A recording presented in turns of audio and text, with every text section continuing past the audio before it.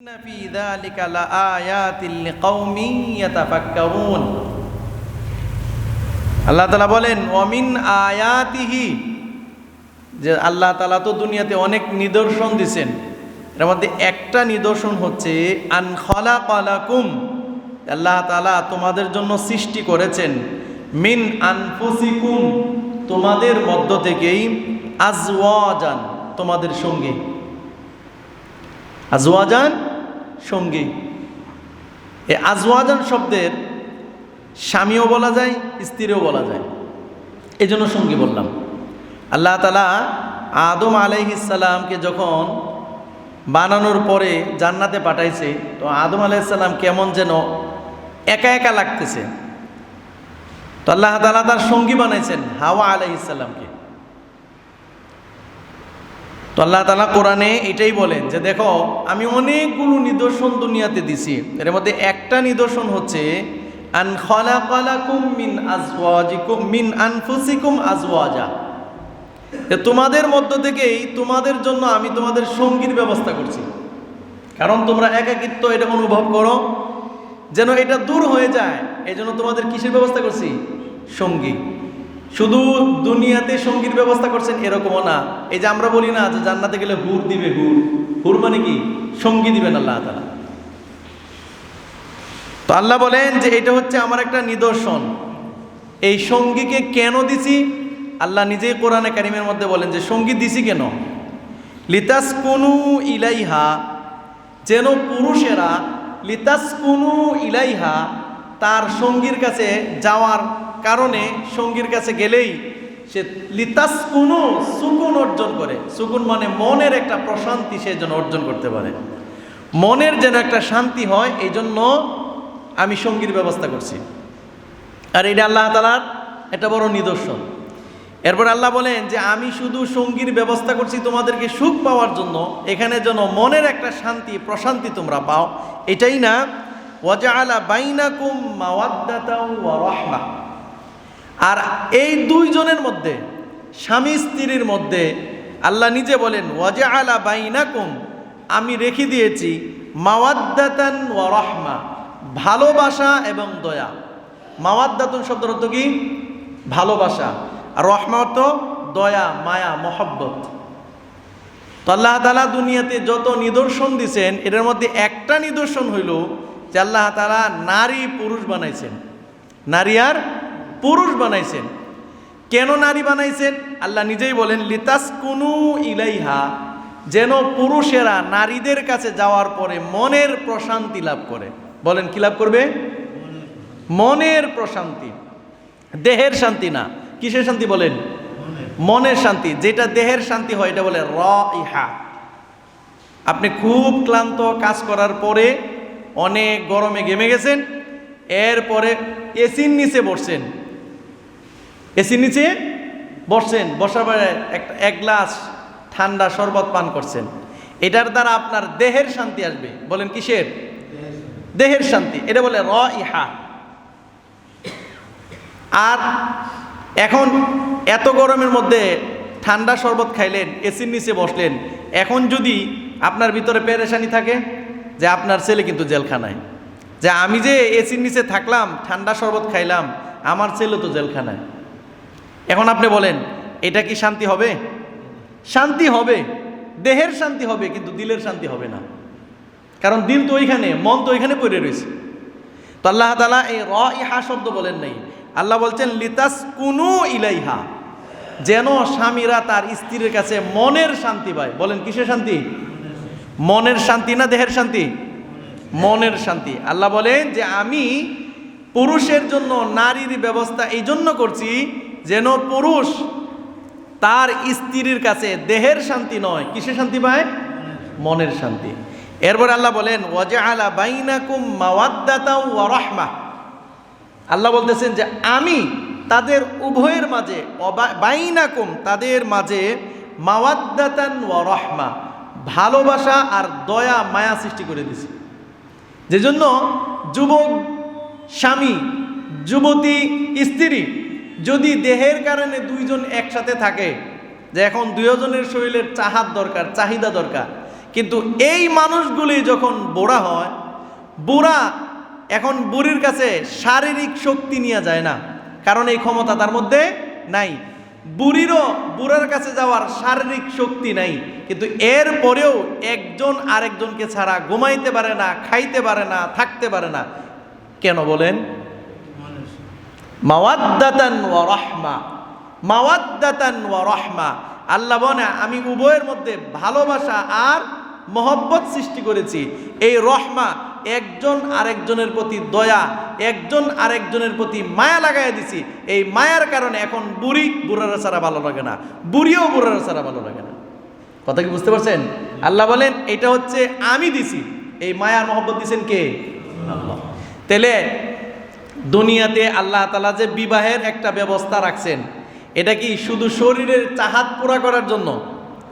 যদি শরীরের চাহাত পুরা করার জন্যই দুনিয়াতে বিবাহর ব্যবস্থা রাখতেন, তাহলে মানুষের জন্ম আর হইতো না। মানে সবাই জন্ম নিয়ন্ত্রণ করত, শরীরের চাহাত শেষ, আর এটা আর মানুষ কাছে রাখতো না। কারণ 10 মিনিটের ভালোবাসারে 24 ঘন্টা এদের পিছনে সময় দেওয়ার কোনো মানে নেই। কথা কি আমার বুঝেন? আল্লাহ বলেন যে না, এই জন্য আমি এই বিবাহের ব্যবস্থা এই জন্য রাখি নাই, বরং বিবাহের ব্যবস্থা রাখছি এই জন্য লিতাসকুনু ইলাইহা, পুরুষ নারীর কাছে মনের শান্তি পাবে, আর উভয়ের মধ্যে আমি ভালোবাসা আর মায়া সৃষ্টি করে দিছি, যেন মৃত্যুর আগ পর্যন্ত দুইজন একসাথে থাকে। ফলাফল কি হবে? এরাও দুনিয়াতে বেঁচে থাকবে আর চিন্তা করবে আমাদেরকেও যেন স্মরণ রাখে, এই ব্যবস্থাও যাতে আল্লাহ দেয়। এজন্য কি করবে? আল্লাহ তাআলার কাছে দোয়া করবে, রব্বানা হাবলানা মিন আজওয়াজিনা ওয়া যুররিয়াতিনা কুররাতা আ'য়ুন ওয়াজআলনা লিল মুত্তাকিনা ইমামা। এই দোয়া শিখাইছেন কে? বলেন, এই দোয়া শিখাইছেন কে? সন্তানও দিবেন আল্লাহ, আবার সন্তান যেন চোখের শান্তি হয়, এইটাও দোয়া শিখাইছেন কে? আল্লাহ। ইব্রাহিম আলাইহিস সালাম আল্লাহর কাছে দোয়া করছেন, রব্বি হাবলি মিনাস সলিহিন, রব্বি হাবলি মিনাস সলিহিন। আয় আল্লাহ, আপনি আমার একটা নেককার সন্তান দেন। তো দুনিয়াতে মানুষ যে বিবাহ শাদী করে, এইটা যুবক ছেলেরা এটা ভালো করে বুঝতে হবে। শরীয়তের মধ্যে আল্লাহ তাআলা বিবাহ শাদী কেন রাখছেন, এই যুবতীরা ভালো করে বুঝতে হবে। মনের চাহিদা পূরণ করার জন্য, মনের চাহিদা পুরা করার জন্য, দেহের চাহিদা পুরা করার জন্য অন্যের মেয়েরে মৃত্যুর আগ পর্যন্ত লালন পালন করা, এই লিপস্টিক যা আছে কিনে দেওয়া, এই জন্য শরীয়তে বিধান রাখে নাই বিবাহের। কথা বুঝতে পারছেন? যদি মন শরীরের চাহাত পুরা করার জন্য বিবাহ শাদী উদ্দেশ্য হইতো, তো তোমারে তো 20 বছর 50 বছর পালার কোনো দরকার নেই। দরকার আছে? কোনো দরকার নেই। কারণ যুবতীও শরীরের চাহাত মিটাইতে পারবে, পুরুষও শরীরের চাহাত মিটাইতে পারবে। আল্লাহ তাআলা বিবাহটা এই জন্য বৈধ করেন নাই। কারণ বৈধ করার 2টা কারণে করছেন। বলেন কয়টা কারণে? 2টা। একটা হচ্ছে এই যে লিতাসকুনু ইলাইহা, যেন স্ত্রীর কাছে গিয়া স্বামীরা কি পায়? মনের শান্তি পায়। বলেন কি পায়? মনের শান্তি পায়, এই জন্য। আরেকটা হচ্ছে পৃথিবীতে যেন হালাল সন্তান জন্ম নেয়, এই জন্য। কারণ আপনারা 2জন যদি শেষ হন, তাহলে এই বংশই তো শেষ, পরে মানুষ লাগবে না। এই যে জমি জামা নিয়া, চাকরি বাকরি, এই যে এত অর্থ সম্পদ উপার্জন করছেন, কামাই করছেন, এগুলো খাওয়ার তো মানুষ লাগবে নাকি? আর আপনি যে আব্দুল খালেক দুনিয়াতে ছিলেন, এইটার একটা নাম নিশানা থাকার জন্য পরবর্তী প্রজন্ম দরকার আছে না নাই? তা আপনি যদি না থাকেন, আপনার সন্তান যদি না থাকে, আপনার নাম নেবে কেউ? নিবে না তো। তো দুনিয়া মানুষ থেকে কি হবে? শূন্য হবে, মানুষ থাকবে না দুনিয়ায়। যারা আসছে এরাই শেষ, আর নাই।